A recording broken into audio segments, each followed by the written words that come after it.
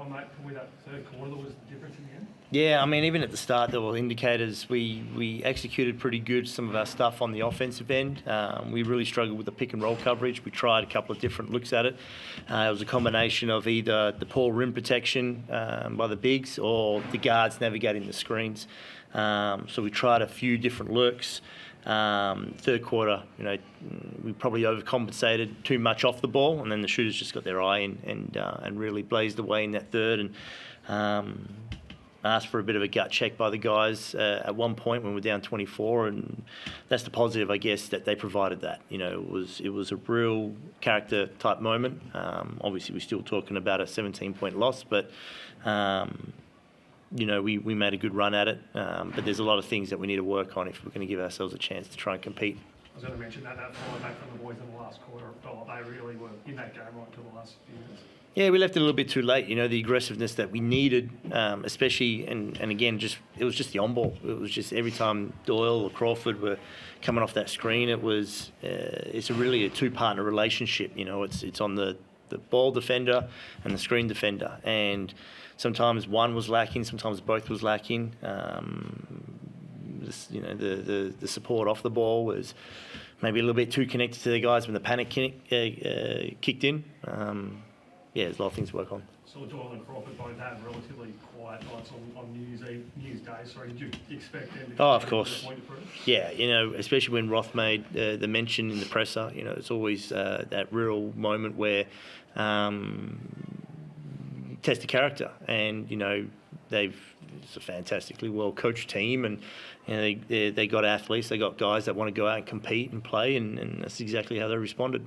Mentioned character twice. I want to talk about the character of the guy next year. Obviously, came in, hometown boy, started the game pretty tough, but the fight back with him in that last quarter, I think he scored 13 of his 18. I thought he was pretty exceptional. Yeah, and I didn't like Taran's first quarter, and we spoke about it very briefly, which was a quick exchange, and just at that engagement, I knew that he was going to give me a better second showing. He sat out the second, and then I didn't want to sub him out in that entire second half because he was a big part of that fight back. And again, when we talk about a bit of the grit and the grind that's required in this team to defend, a physical team, Taran was great and sort of responded in that and leading the charge in a lot of areas. How pleasing is it that you can put the trust in a guy like that to go out and have that ability to, hey, I can't take this guy in the game because he's doing everything I'm asking him in a minute? Yeah, and again, I didn't like the first quarter, and again, maybe I'm being harsh too, maybe there's a few areas where I felt like he was good and there's a few areas that I'm probably being overly critical on, but, a lesser person, right, would sulk about that. And this is what's great about Taran is he takes the feedback for what it is. And even then, I talk like we spoke in depth. We didn't. It was a quick exchange. I knew exactly what level he was on, and I knew if I threw him back out there, he was going to provide exactly what we needed. You've seen go win-loss now. Is consistency, I guess, the key now? Trying to find that winning consistency for this team? Oh, naturally. And this is the thing all season, and we have a unique schedule that right now we're sort of playing a game a weekend, and so it gives us a chance to review and hone in, but also I don't want to overcoach some areas. Some of our best games have been a quick turnaround where the leading time to prepare for a particular team has been a 5-minute, 10-minute film session, and then we roll out and play. So it's trying to find that balance in a lot of areas, not just the performance on court. Tough night for Pat Miller. Looked like his finger may have been dislocated in that first quarter. Yeah, no call. Finger dislocated. So I guess hand is part of the ball, including if you get your finger taken off. So we'll manage that and see how the swelling takes place in the next couple of days. But the good thing is we've got a couple of days off as we prepare for a home game. Taran, mate, how was it to come back, I guess, to your hometown and play in MySatNac Arena?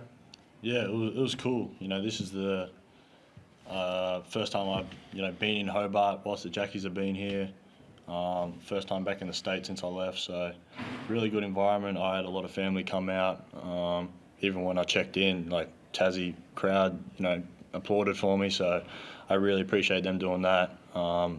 It says a lot about the community of Tasmanians as a whole. So I'm grateful for that, and it was a good experience.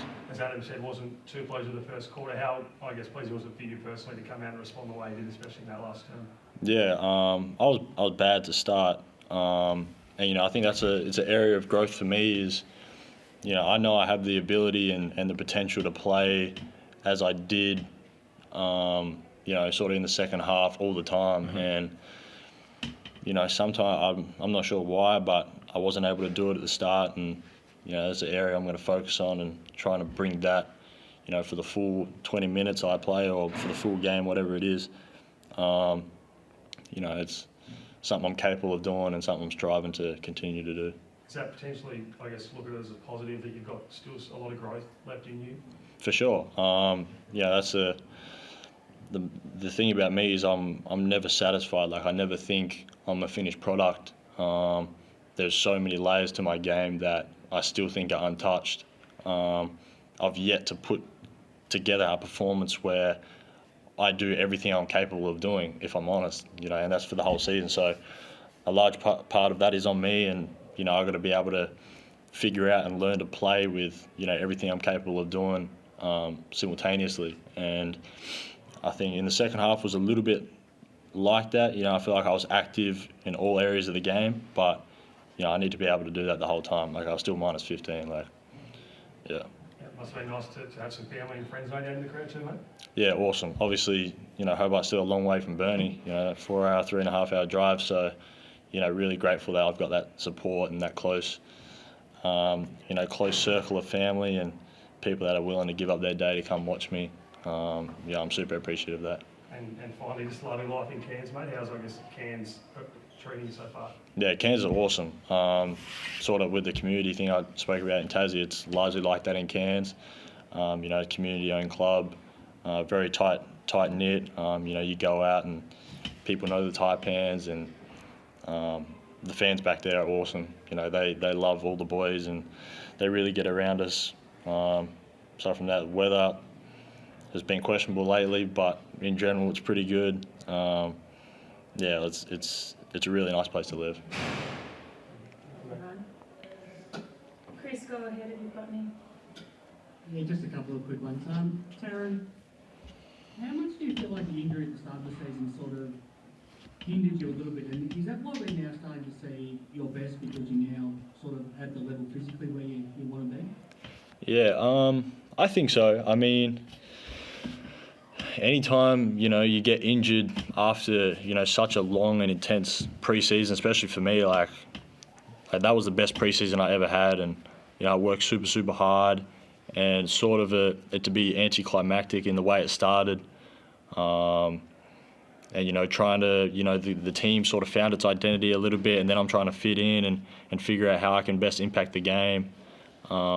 It was a little bit challenging, especially in this environment, because, this isn't the environment where you just get to sort of figure stuff out. You got to be able to produce and play, and, you can see that. Like, I started, and then I was coming off the bench, which is absolutely fair. Like, I was not doing my job, and it's all learning. And, Forde's a great coach, and he knows best, and he still believes in me and backs me and all that sort of stuff. But, yeah, I definitely think it was a little hiccup, and, it's unfortunate that the season, is running away. Like, it's almost done, and I just want to keep playing and keep figuring out and keep improving. Forde, you've talked a lot about how you're the youngest team in your league, and you back in your rookies more than any other team. And when you asked for that gut check late in that third quarter and then through the fourth, it was especially Taran and Bobby that led the charge. How pleasing is it that it's your younger guys that can show that sort of character? Yeah, because, no one likes losing. It's frustrating. And, the test of character, and I'm not even talking about from a collective standpoint, like a team, but let's say the individual, and if you're frustrated in your own performance, or you're frustrated that we're down 20, those things that you can control. And so, it's a reminder sometimes, and really that's what the timeout was, just to say, okay, it's quicksand at the moment, and everything that's going wrong is going wrong, and you can have that sinking feeling. But, what are you going to do to, one, take ownership in it, and then how are you going to respond and try and get out of it? And, you know, we went with a 5 that, you know, hasn't seen a lot of court time together as that 5, where, you know, it was Meninga, it was Bobby, it was Taran, Pat before he fouled out, and Jonah. And boy, they responded, you know, and, you know, we can find excuses and point the finger, and this is part of the inconsistency thing. This is a part of the growth. But to be able to respond in a mature and professional manner, you know, this is part of it too. You know, we're talking about NBA scouts and GMs watching it. They're watching your body language, like they're watching how you conduct yourself in a team, and you know, because when you're winning games, it's great. Everyone's enjoying themselves. It's the tough times, it's the lean times that, you know, really show people's true colours. And I highlighted it with the group in the change room that, you know, there was a 5. It was a bit of fight to us, and again we brought it back to 10. We didn't exactly set the world on fire, but it could have gotten a lot worse, and it didn't. So it was awesome to see these young guys recognise that. Thanks, guys. Awesome, thank you. Thank you.